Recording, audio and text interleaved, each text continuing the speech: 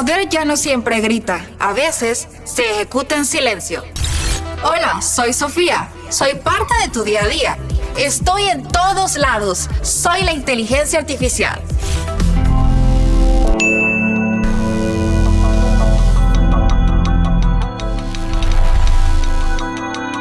La inteligencia artificial de Facebook en ese momento podía identificar el rostro de alguien. Al final tú quedas repitiendo algo que hasta puede ser mentira, que ha hecho que la IA no se puede equivocar. El siguiente nivel es implementar lo que se llama inteligencia artificial o agentes.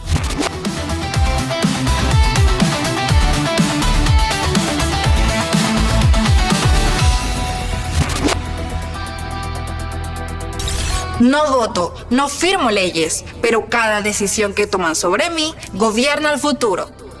El tema de la IA, y hay que saber que esto no nace de la noche a la mañana, ya llevamos 80 años con esto, desde la Segunda Guerra Mundial.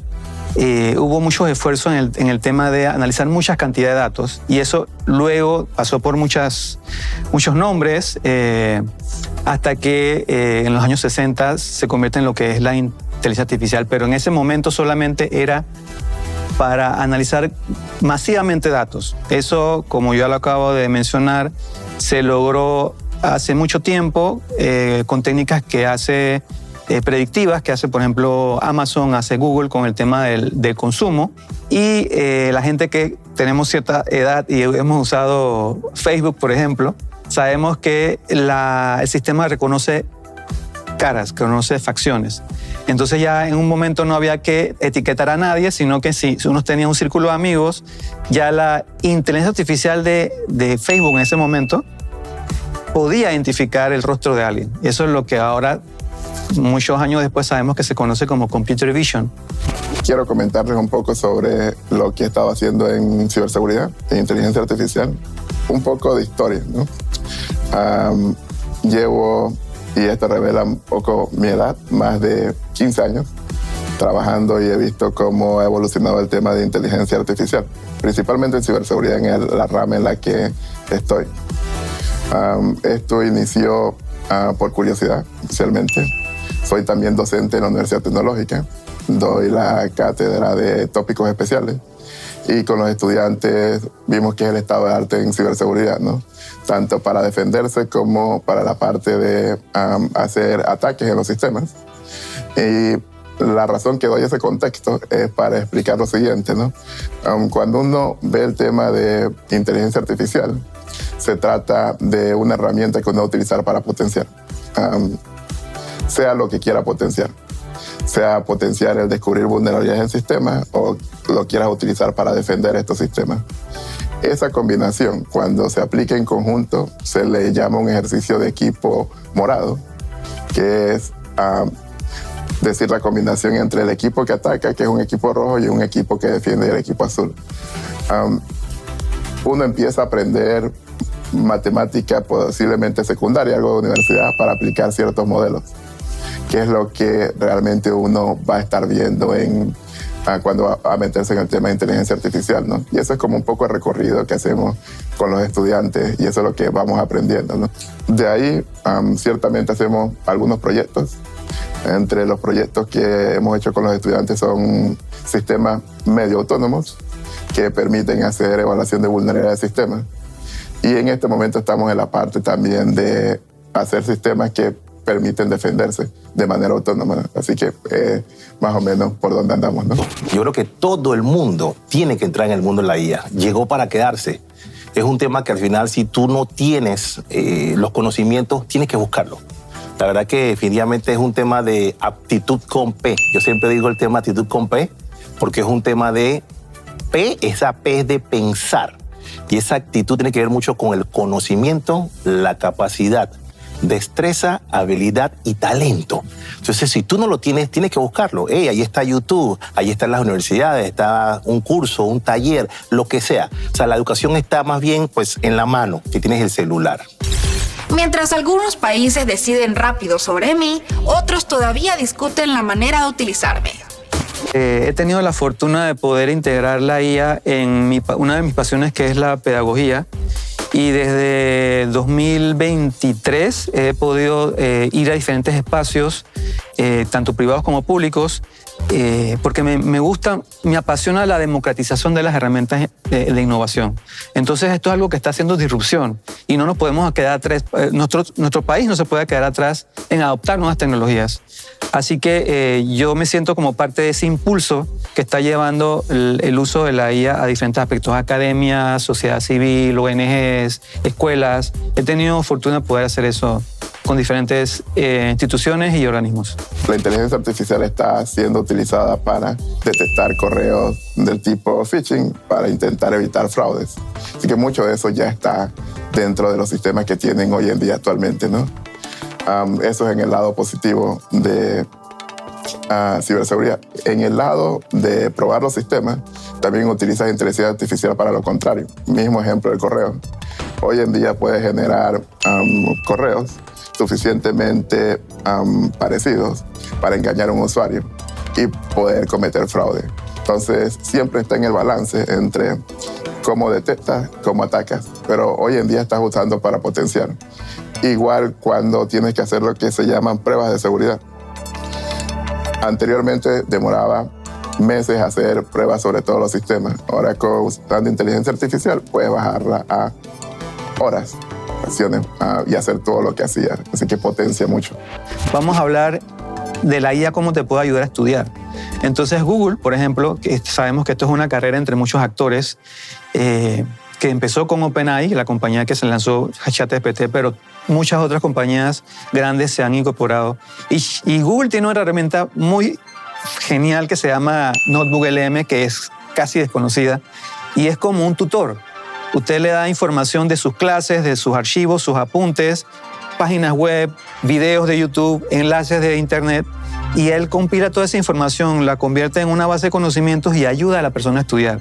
Crea mapas sinópticos, crea resúmenes, crea este tipo de tarjetas de estudio y fascinante, también incluso crea un podcast.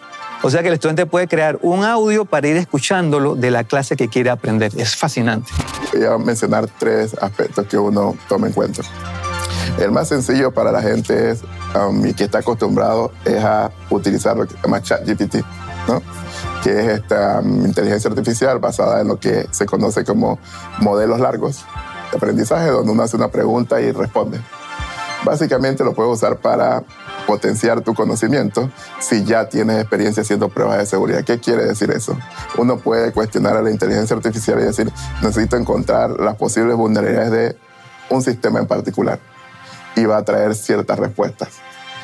Uno puede usar ese conocimiento, obviamente depurado, y utilizarlo para probar el sistema en cuanto a seguridad, ¿sí?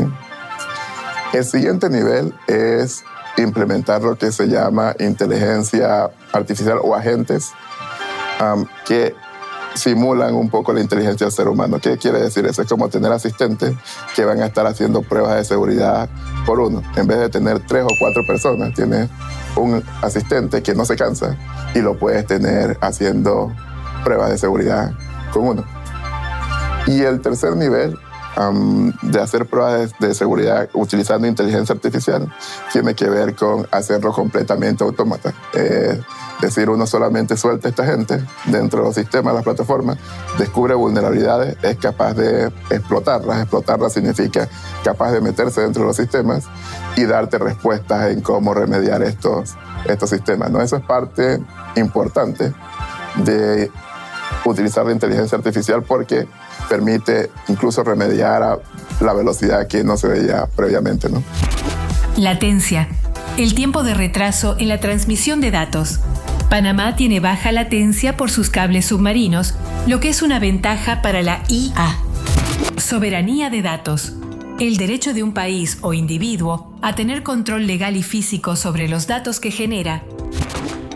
Las decisiones que no se toman también son decisiones. Dicen que soy global, pero no llego igual para todos. La desventaja de esto es que hay una brecha digital que afecta el alcance. Entonces, nuestras comunidades alejadas, de montaña, de comarcas, tal vez no tienen la misma oportunidad tecnológica de poder disfrutar esa herramienta como lo hace un chico de ciudad.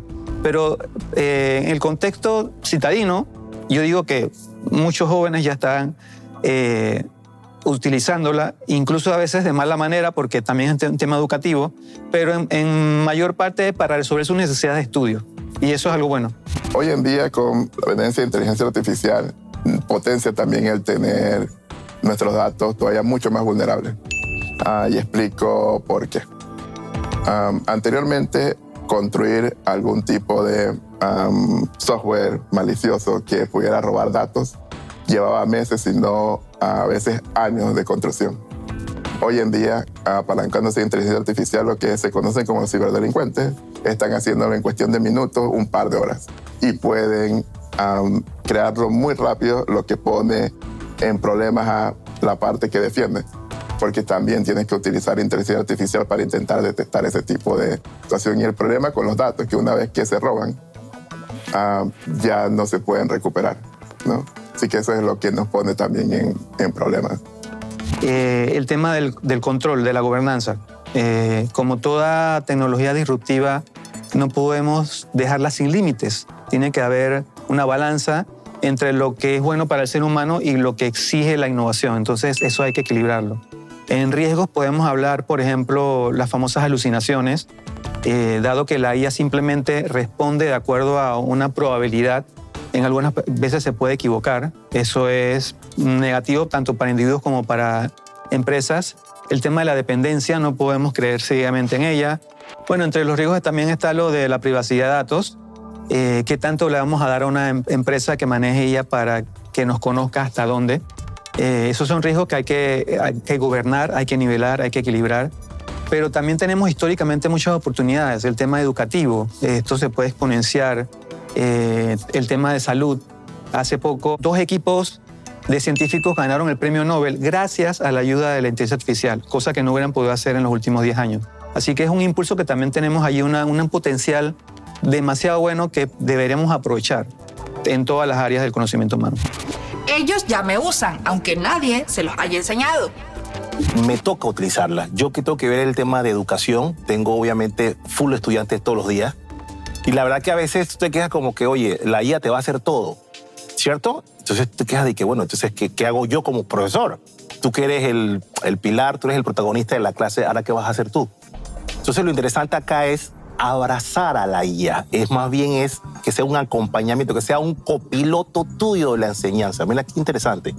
Al final lo que se quiere es eso, es que sea como ese acompañamiento, o yo diría esa pareja silenciosa que va a estar siempre al lado tuyo y tienes que abrazarla. Entonces te toca utilizarla en todo.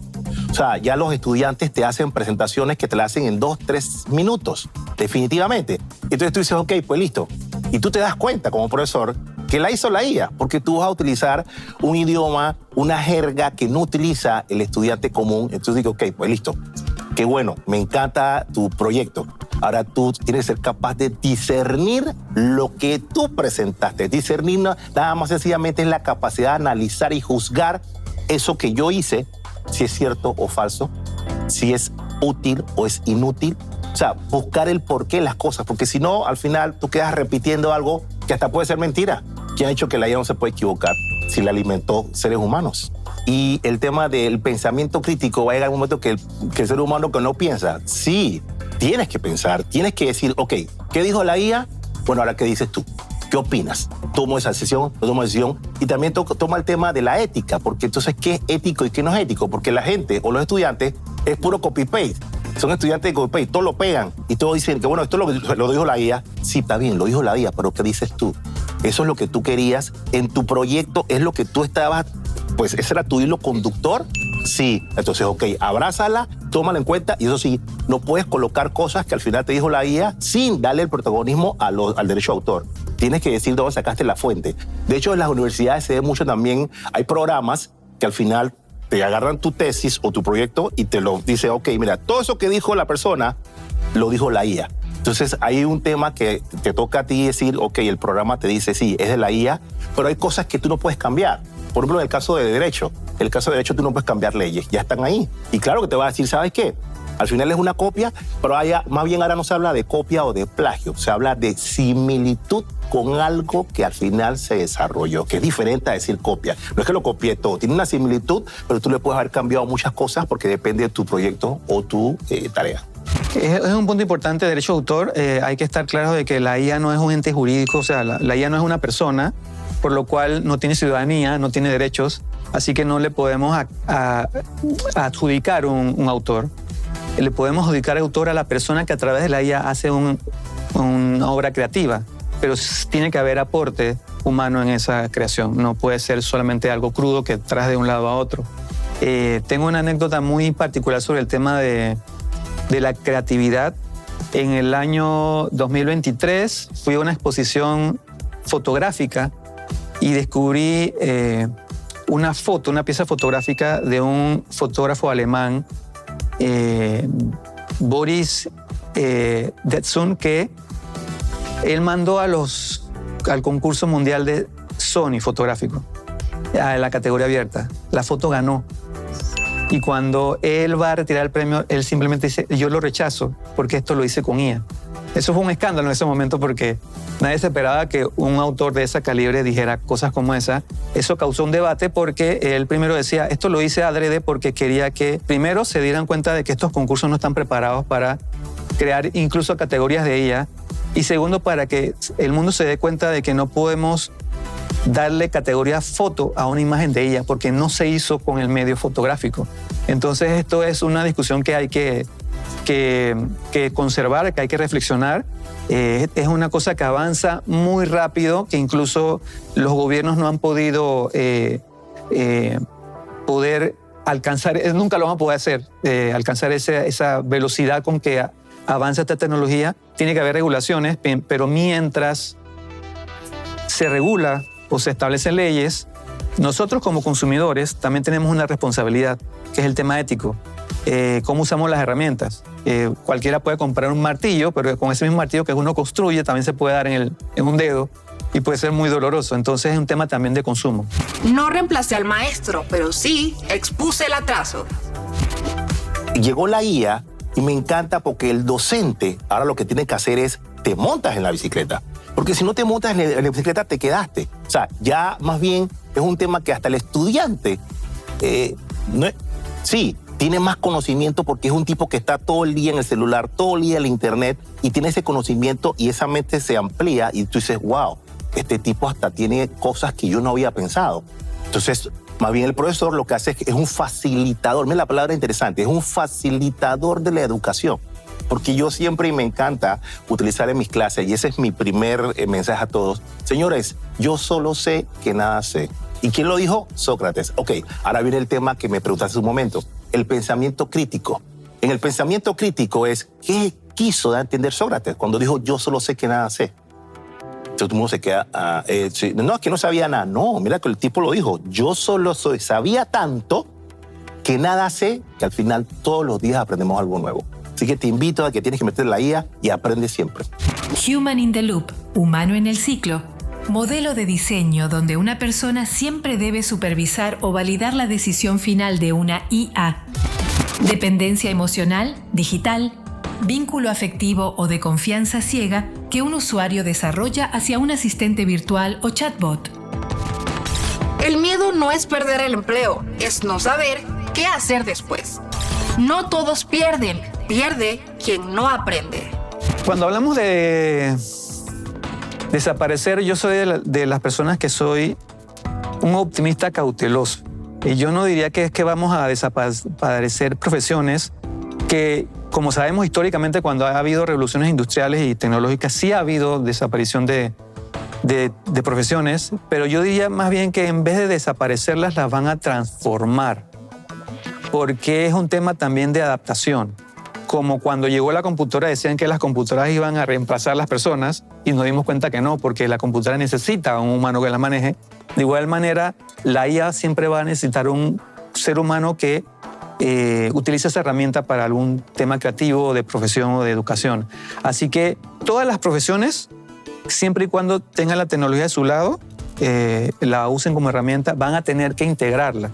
Entonces no es un tema de desaparecer o sobrevivir, es un tema de que te tienes que adaptar, como lo hicimos con el Internet, lo hicimos con los teléfonos celulares. Alguien no concibe en esta época del nuevo siglo de que alguien no sepa usar una computadora o no sepa usar un smartphone. Entonces, de igual manera, en algunos años, muy más temprano que tarde, la IA va a ser algo que tiene que ser integral en cualquier profesión. El poder ya no está solo en el cargo, sino en quien sabe usarme. Y me llamaba la atención de solo pensar que una computadora pudiera emular la condición humana, ser humano. Anteriormente no teníamos suficiente poder computacional, hoy en día sí. Y le podría decir que mucho tuvo que ver con mi afición a ver películas también, ¿no? Por ejemplo, yo pensaba cuándo llegaríamos al tema de algo así como Matrix, de poder solamente conectarse y utilizar la información. Y parece que estamos llegando a ese punto, ¿no? Y eso fue lo que me motivó para meterme en inteligencia, principalmente artificial. Y uno de los temas es que uno en este momento no puede decidir si va o no va a estar. Simplemente tiene que estar o potencialmente va a ir desapareciendo. El que no abrace a la IA, niño, adolescente, mayor de edad, lo que sea, se quedó. O sea, es más bien en mi época, que más bien en mi época se decía, si no estás en la página amarilla no existes. Bueno, ahora si no estás en la internet o no conoces la IA, no existes. Tienes que estar. La IA me va a ayudar o va a ir en contra de mí. Porque es que yo le he hecho tanto a la IA, le he dado toda mi vida a la IA, que ya puedo agarrar. Ella lo que hace básicamente es trabaja con algoritmos y con patrones. Para de contar. La IA no tiene ni emoción y no tiene criterios propios. Entonces, si tú le dejas a la IA toda la información tuya, ella ya sabe tu vida. Pueden usarme para replicar modelos ajenos o para resolver problemas propios. Tienes problemas, que nadie te escucha. Entonces tú agarraste y alimentaste toda la IA, que después tú vas a decir, oye, pero si es que la IA conoce tanto de mí, es que tú lo hiciste. Solito lo hiciste. Entonces, de nuevo, la IA en la vida cotidiana, sí, es interesante. Nada más que, de nuevo, utiliza bien la herramienta, porque esa herramienta, así como al final te puede ayudar muchas cosas, al final te puede dar información que tú no sabes qué hacer con ella. Tenemos que montarnos en esa bicicleta. Yo creo que al final nosotros siempre tomamos en cuenta aquellos modelos educativos de otros países, pero móntate ya. Mira, te doy un ejemplo. Tú ves un celular o un teléfono de los tiempos de antes y ves el celular de ahora, te quedas de que, wow, evolucionó. Ves un carro, los tiempos de antes, y un carro de ahora, wow, evolucionó. Y la educación, tú la ves, el profesor o el maestro al frente, los estudiantes escuchando.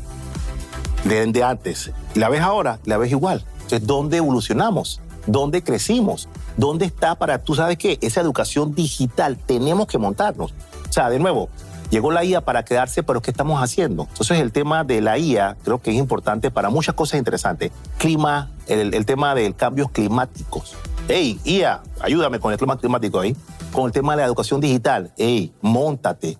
Y el tema de la salud preventiva es importante. Yo quisiera que la IA, tú dices, oye, la IA, dame la solución para la fórmula o la receta de combatir el cáncer. Que me lo dé. ¿Y por qué no lo puedo hacer? Porque obviamente, pues, la IA no piensa, no es que no piense, es un procesador y son patrones y él sigue. Pero la idea es del ser humano. Entonces, ojalá que esa IA llegue un momento que me dé entonces esa fórmula secreta para combatir la pobreza. El tema de los ODS. ODS tiene que ver con los Objetivos de Desarrollo Sostenible. Ey, métete, ayúdame IA entonces a combatir todo eso. Entonces, de nuevo, es un reto en el cual tenemos los seres humanos con la IA para que hagamos una amalgama o la combinación perfecta para que el mundo sea mejor. Soy consecuencia de su educación, sus leyes, su liderazgo e indiferencia. Yo no voy a decidir el futuro, sino quienes sepan cómo usarme. Hasta pronto. Recuerden, soy Sofía y estoy en todos lados.